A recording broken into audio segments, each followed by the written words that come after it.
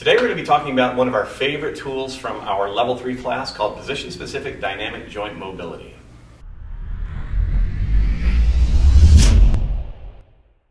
If you're familiar at all with the Z-Health approach to mobility training, you know that we begin with very precise mobility drills through all the joints in the body.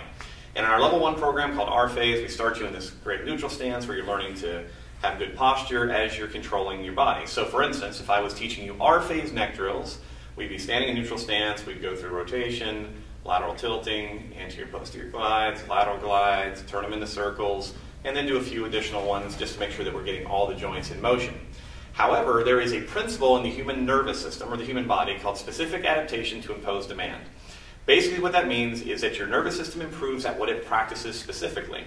So one of the challenges that we see in most mobility training programs is that at some point we need to take this isolated mobility that we have built in a neutral position, and then we need to transition it. So in our system in Level 2, we start getting you into lunge stances and other things, adding body rotations to it, increasing the difficulty and increasing the novelty because that's also good for your brain.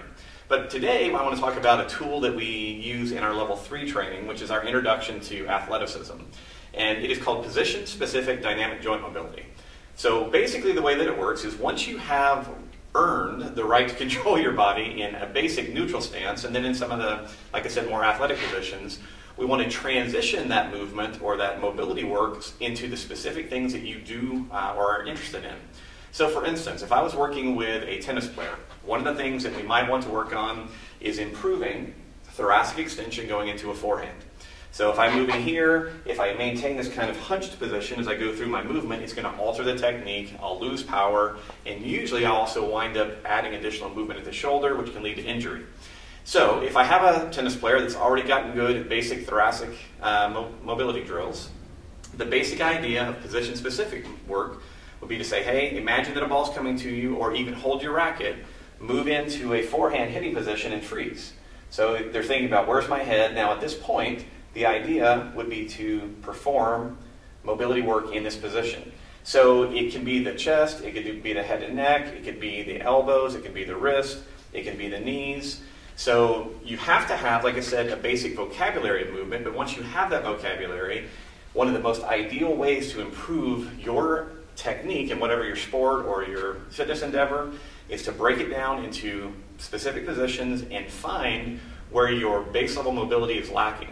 The other thing we say to our athletes in this and clients in this is do the drill, forget the drill. So once I have an athlete in this position, I find that they're a little flexed through the mid-back and we work on some extension here. We then just have them go back to trying to hit the forehand and let their body see what happens. Because very often what we see, particularly in technical work, is people are constantly thinking about fixing all of these postural issues that really should be handled reflexively by the brain based off better information coming in. So just wanted to share this with you. It's a very, very simple idea, position-specific dynamic joint mobility, and it can be applied across the board. So if you sit all day at work and you find that you're very stiff after work and you get up and you go, okay, I'm going to do my movement drills. Well, you might want to try doing your movement drills in your chair, right? Your thoracic glides, pelvic motions, lumbar work, all of that can be performed in a chair. You can even do your feet and knees and hips in a chair. If you have friends or family members that are bedridden, you can actually have them do their shoulder work, their elbows, their hands, their fingers, their neck, laying in a bed. The whole idea here is to begin where you need the most improvement and start there. So if you wonder about this, if you have any questions, one of the easiest ways to get into this, talk to a Z trainer in your area. They can teach you the entire joint mobility sequence and then help you show how to apply it, show you how to apply it within your specific setting. We also have products that go through all these different movements for you. But the main idea here is eventually, as you regain control of your body, try to maintain and improve your control in the very specific activities that you enjoy. And like I said, because a lot of people that watch this blog are also involved in fitness, this is something we do very regularly to improve technique and performance in all forms of fitness activity, whether that's squatting, deadlifting, bench pressing. Same idea, figure out where you're stiff, hold the position, and learn to control your body there. It has great carryover to results. If you have any questions about this, please let us know. Otherwise, I hope you enjoy it. Really one of our favorite tools.